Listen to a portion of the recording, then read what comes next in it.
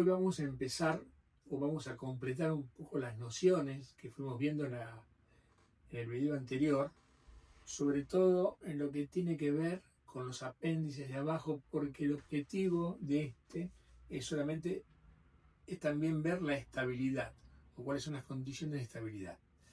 Un velero es un objeto muy complejo, más allá de lo que la gente se imagina. Los veleros se mueven entre dos fluidos, que son el viento para que los propulse y el agua donde navegan.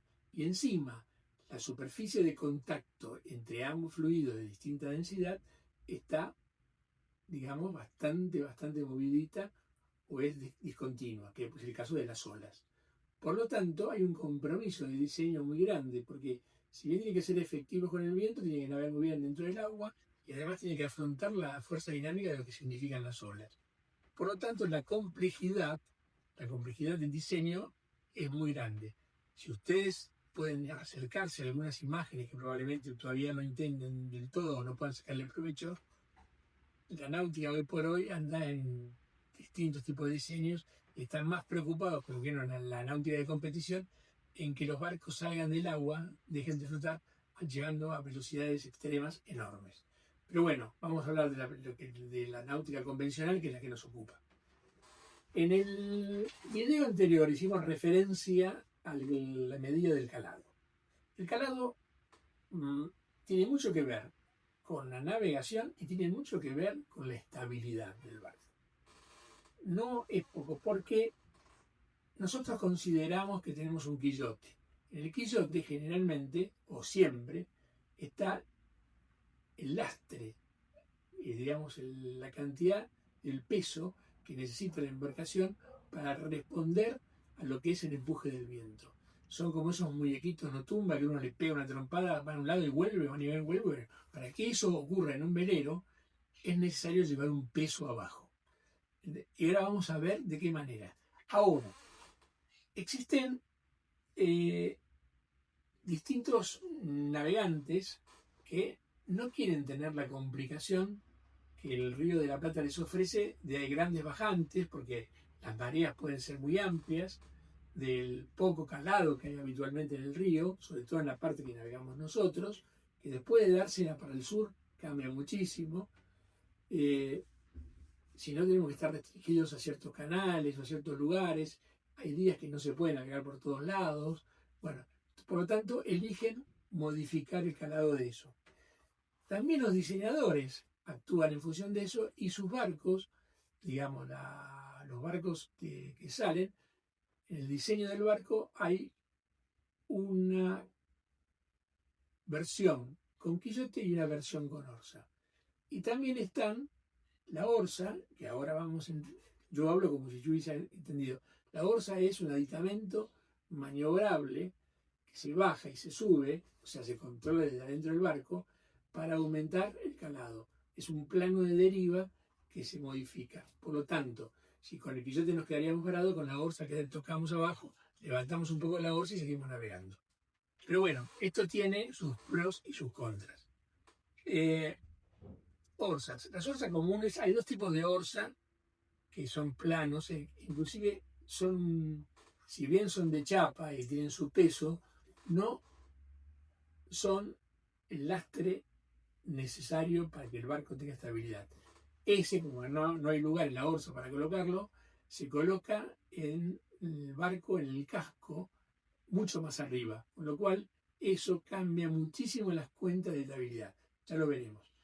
Hay los que tienen la caja de orza incluido dentro de todo un diseño del casco, o sea, quiere decir que la espada de orza que se baja, como está en el primer dibujo de la página 1 de la segunda versión, de la segunda lista de dibujos, la orza se guarda dentro del casco sin invadir el interior del barco. En el caso 2, por un problema de dimensión y problema de diseño del casco, la caja de orza, que es el lugar donde se guarda la orza, que es una lámina de chapa, en definitiva, se esconde hacia adentro, dejando o formando una caja de orza que convive con el interior del barco. Con lo cual, Imagínense ustedes qué importante que es que esa caja de orza esté muy estanca, o sea que no permita la entrada del agua, ni que con ningún golpe se rompa, porque por lo tanto si no, los barcos tendrían una vía de agua muy seria que provocaría varios accidentes. Desde ya que tengo un montón de ejemplos para contarles, en las charlas de café lo podemos ver, pero que son bastante peligrosas.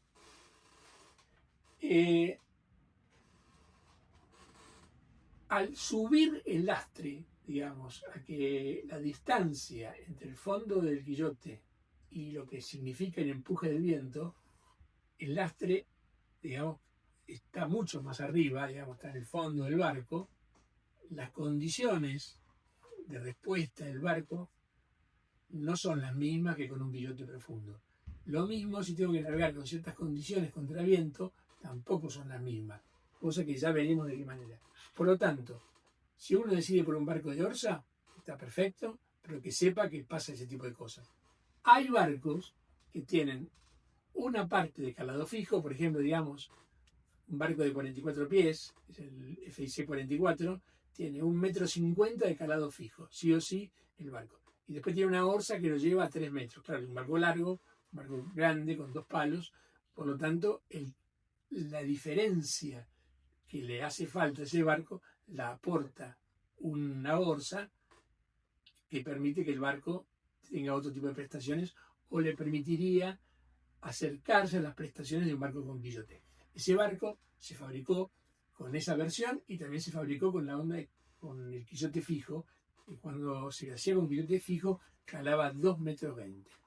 Imagínense que un barco que cale 2,20 metros en un río que tiene una profundidad promedio de 1,30 m, 1,40 m, 1,50 m, es un incordio. No se puede navegar que por ningún lado, y obligaba a tener, por ejemplo, ir de San Isidro a Dársela Norte, tendrían que agarrar por adentro del delta, salir al Paraná, del Paraná al canal Mitre, que es donde pasan los barcos de carga, y de ahí seguir navegando hasta el fondo y llegar a frente de Dársena. Imagínense ustedes qué complicaciones para todos los barcos que calan mucho. Por lo tanto, es entendible que algunos navegantes que no tienen ninguna intención de generar navegaciones extremas, opten por la orza, que es una buena solución. Pero también hay otra opción, que son los quillotes izables. ¿Qué son los quillotes izables? Es el conjunto de lastre entre el plano de deriva y el peso que se levanta completamente y se baja completamente. Por lo tanto, como estamos hablando de una ponchada de kilos, eso se debe hacer por medio, como mínimo, de sistemas hidráulicos de poleas. Es muy utilizado en ciertos países como Francia, en otros lugares, porque permite subir y bajar todo el lastre y el plano de deriva. Pero, en algunos casos, imagínense lo importante que es que si uno no baja todo el plano de deriva, no puede, en la marra, no puede izarla mayor porque tumbaría el barco. Por lo tanto, es muy importante el manejo de qué cantidad de quillote bajo, qué cantidad de vela uso.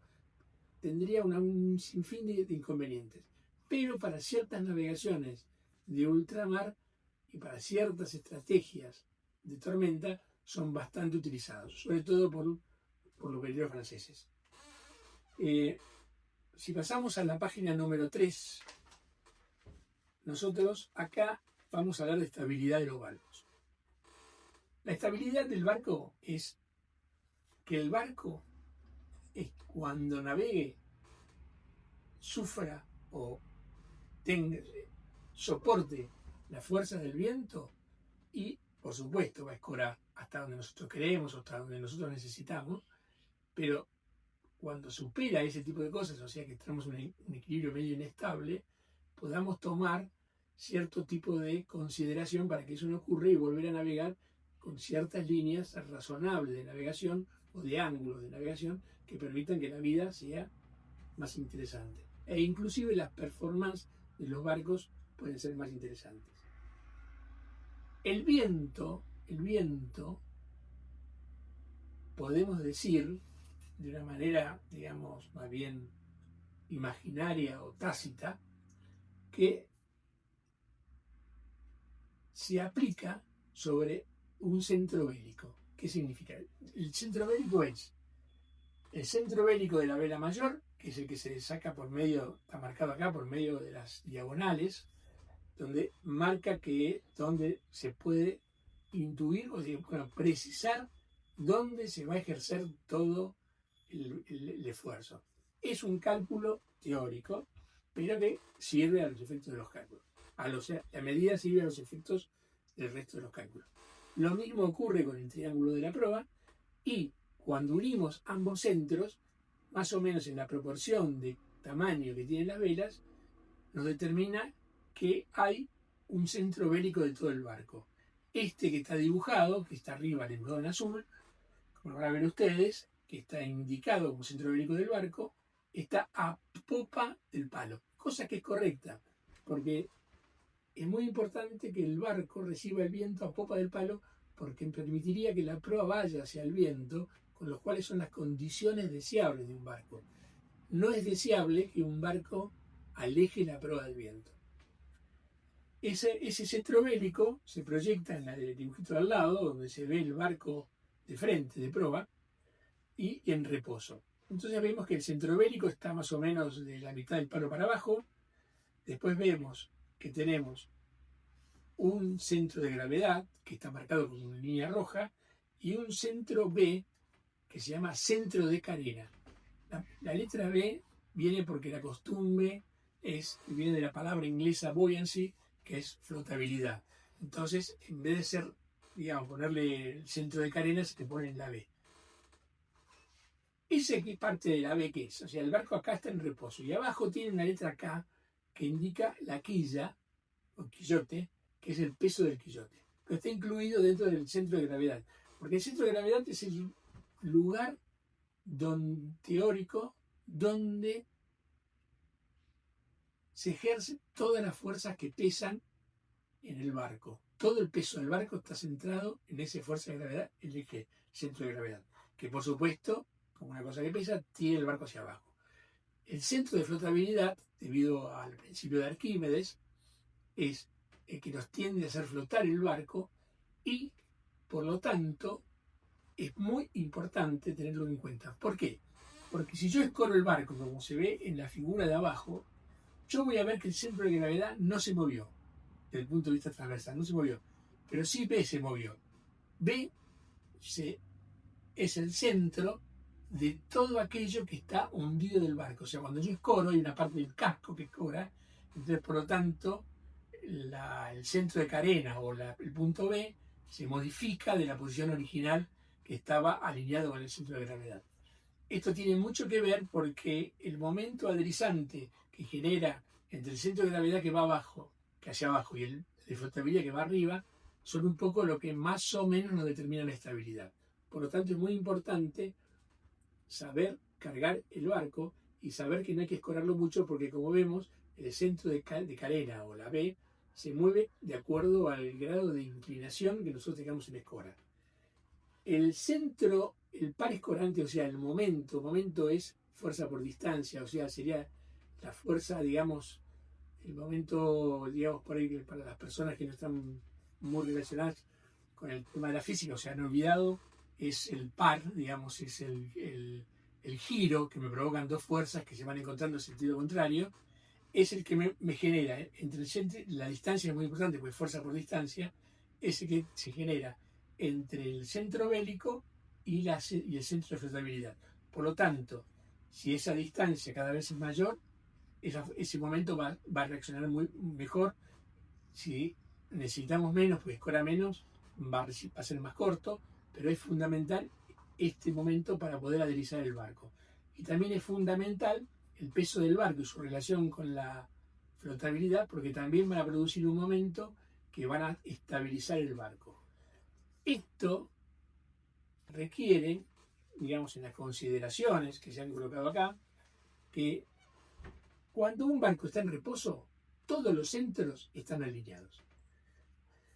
El centro de fuerzas, o sea, un centro cualquiera, es un lugar imaginario, calculado, eso sí, donde se concentra las correspondientes fuerzas actuantes. El centro de gravedad representa el peso del barco y todo su equipamiento. atente que también esto incluye todos los pesos móviles, como ser la gente y un montón de cosas más. Y siempre está en el mismo lugar. El centro de carena, o B, carena es un sinónimo de obra viva, para que no nos compliquemos tanto. Sinónimo es un sinónimo de la obra viva.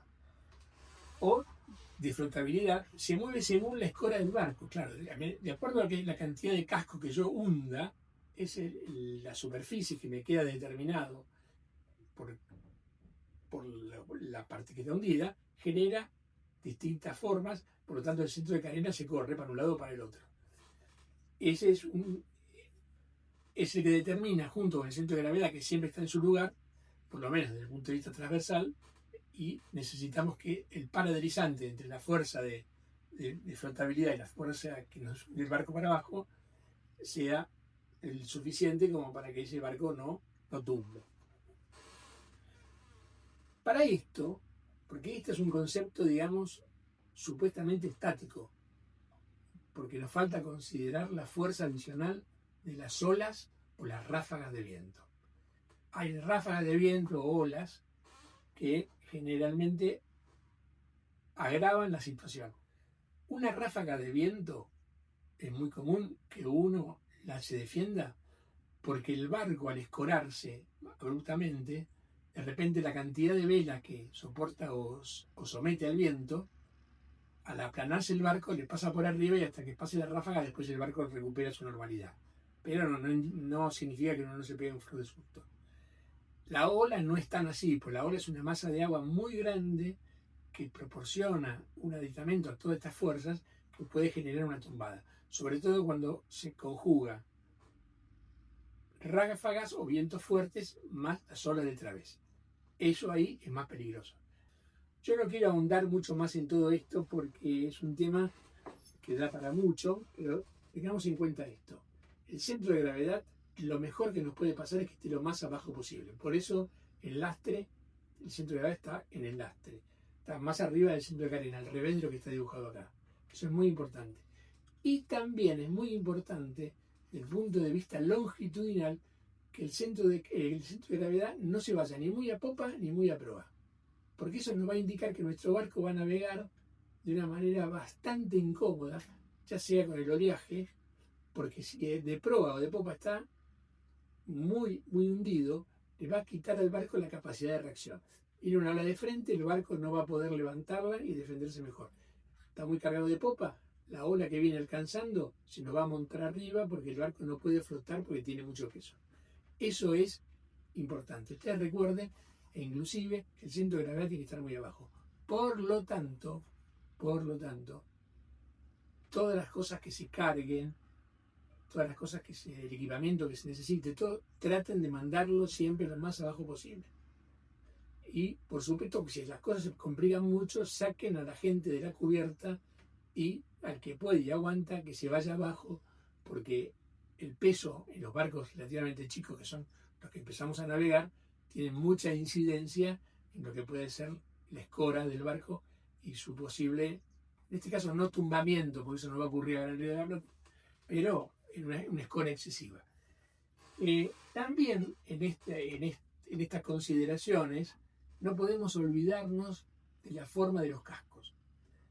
De acuerdo a la forma del barco, hay barcos que tienen más flotabilidad que otros, o sea, más manga, y entonces eso tiene sus características.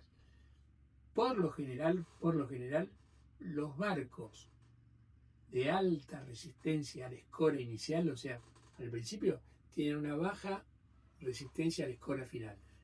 Es un ejemplo similar a de los cuadriciclos, que uno va fenómeno, qué sé yo, hasta cierto momento que doblan rápido y el centro de gravedad se corre y vuelcan, que son muchos. Bueno, eso puede pasar. Los catamaranes navegan muy bien, pero cada catamarán lleva una lista o un rol de actitudes que indica a ciertas velocidades y con ciertos oleajes, a ciertas velocidades de viento o ciertos oleajes y cierta velocidad del barco, qué cantidad de vela achicar o subir. Porque puede ser que si se pasa ese rango, el barco corra peligro. Así como que es muy estable el 80% del tiempo, de repente, si ese valor no es respetado, el barco tumba, o sea, inmediatamente. Por lo tanto, hay que tener mucho en cuenta. El catamarán es más peligroso por eso que por otras razones. La escora razonable, ya sea por las líneas, la línea del diseño del barco o la flotabilidad del casco, está entre los 25 y los 30 grados. Un poco más de eso, ya el barco entra a navegar con unas líneas que no corresponden a las líneas de agua. Por lo tanto, es probable que el barco se vaya frenando, pierda capacidad. Y el calado, imagínense que el calado que quieto está vertical y viene una cosa, cuando el calado se cora, o sea que tenga el casco y se cora, la distancia se acorta, por lo tanto el barco se va a ir corriendo hacia sotavento. Son muchas las consideraciones que van a ser explicadas después en las clases y vamos a ver cada uno de esos ejemplos, porque esos conllevan y se enganchan con problemas de navegación, con problemas de viento, maniobras, uso de las velas y todo lo demás. Entonces no quiero meterme en ahondar en esos temas porque sería interminable. Amuras. En la otra página, creo que la página 4, si no me equivoco, vemos las amuras. Esto es importante porque nos determina y se utiliza muchísimo en lo que son las reglas de paso entre veleros. Cuando el viento entra por la banda de estribor, decimos que estamos amurados a estribor. Si el viento entra por la banda de babor, estamos amurados a babor. Cuando estamos amurados a estribor, en la jerga se determina buenas, o sea, venimos con buenas. Cuando estás amurado a babor, venís con malas, estás amurado a malas. ¿Por qué? Porque el barco amurado a babor, por un problema de convención, tiene que cederle siempre el paso al que viene amurado a estribor. Entonces vienes con buenas y con malas. O sea, unos son buenas amuras y otros son malas amuras, ni más ni menos que eso. No significa que la venir mejor o peor, simplemente es eso. Es una categorización que se utiliza para determinar cuál tiene una prioridad de paso sobre el otro. Vemos abajo, de vuelta, repetido, el mismo circulito con los rumbos que se pueden, en los que se puede navegar, pero yo agregué una cosa, del través para arriba significa que yo la proa la voy poniendo cada vez más hacia el viento. Eso se llama orsar. La orsar, desliguémoslo por el momento de la orsa que vimos como plano de deriva. Orsar es una condición que es navegar lo más cerca del viento, o más al viento. Derivar significa cuando yo me corro del viento. Entonces, una cosa es orsar y otra cosa es derivar. Eso significa movimiento de velas, significa cambio de velocidades, significa cambio de escoras, significa un montón de cosas. Pero tengamos en cuenta, orsar es una cosa, derivar es otra cosa. Una capacidad buena, muy elogiable en los barcos, es su capacidad de orsada, porque es la que nos va a permitir navegar contra el viento, y si es justamente del viento, donde viene el viento, está el lugar de destino, nos va a servir mucho. Así que por lo tanto, orsar es una capacidad deseable. También derivar, y en ciertas condiciones, de qué manera, con cuánto viento y cuánta ola, también es muy importante. Este concepto, voy a decirlo inicialmente y lo vamos a usar en un montón de veces. Una cosa es el viento real y otra cosa es el viento aparente. Estoy hablando de barcos y estoy hablando de aviones, por ejemplo. Si yo estoy en la puerta de mi casa, no hay viento, y estoy con la bicicleta, me subo a la bicicleta y empiezo a andar, siento un viento en la cara. Ese viento lo estoy generando yo con mi movimiento. Algo muy similar ocurre con los barcos o, por ejemplo, con los aviones. Para despegar necesitan de ese impulso que les generen los motores para poder despegar y, por supuesto, seguir volando.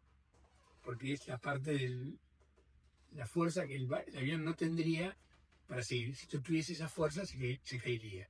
Bueno, con los barcos pasa algo bastante similar. En el dibujito de arriba, ustedes ven que hay dos líneas verdes. el viento real y el viento y la velocidad del barco, que es la velocidad del barco es la que yo recibo, digamos, de pro a mí, que es por la dirección del viento, que es la que yo siento cuando navego en ese momento. La velocidad real es la que sopla. En este caso sopla, digamos, en el barco por el través del barco. Si yo llevo la línea un poquito más a popa, en el palo al coincidir, veré que el viento viene de los 90 grados con respecto a la crujía. Cuando yo combino el triángulo de fuerzas, tengo una diagonal que esto me da el viento aparente. Como verán, la diagonal es más larga que el valor de los otros vientos. Y como son vectores, también determinan cantidad. Yo acá lo he hecho donde puse 10 nudos, ya veremos lo que es un nudo, pero supongamos que sean 20 km por hora de viento real, 5 nudos de velocidad, que son los dos verdes, y el viento aparente me está dando 12 nudos o 13 nudos. Fíjense el porcentaje que aumentó. Si esto lo llevamos, digamos, a valores más grandes, las diferencias pueden ser muy grandes, muy enormes. Y si lo cambiamos de ángulo también, porque nos damos cuenta que si bien del barco en la marra nos está dando el viento por el través, cuando yo estoy navegando el viento se me fue a la proa y está inclinado con respecto al barco. Ven el ángulo que genera el viento aparente con respecto al barco. Eso se me fue hacia la proa, o sea que dice que me va a mí obligar a orzar para navegar con ese viento. Puse como otro caso, el de que está abajo, que es cuando yo recibo el viento de popa. El viento de popa son 10 nudos, igual. La velocidad del barco son 5 nudos, por lo tanto se restan ese valor de viento. El resto, que sería la resultante, digamos, de la resta de esos dos segmentos, me da un viento aparente de 5 nudos. O sea, me da una sensación de viento aparente menor a la que está soplando. Hay veces, muy raras, que la velocidad del viento coincide con la velocidad del barco y la velocidad del viento coinciden, por lo tanto yo tengo una sensación de no viento. Estos vientos, o esta cantidad de vientos que me resultan a mí no estar navegando, son los que determinan la cantidad de vela que yo voy a usar, porque es la cantidad de esfuerzo que realmente el barco siente. O sea, por lo tanto, el barco navega exclusivamente por el valor y por el ángulo que le genera el viento aparente. El viento real sirve como valor inicial para ver si sopla mucho, si nos va a generar mucho viento aparente, si sopla poco, no demás. Pero lo que el barco y la dirección de ese viento la va a determinar el viento aparente y es el que nos determina de qué manera nosotros trimamos la vela para navegar. Bueno, con esto concluimos la primera base, o digamos las primeras definiciones de algunas cositas que dan para muchísimo más, que serán ampliadas en las próximas charlas.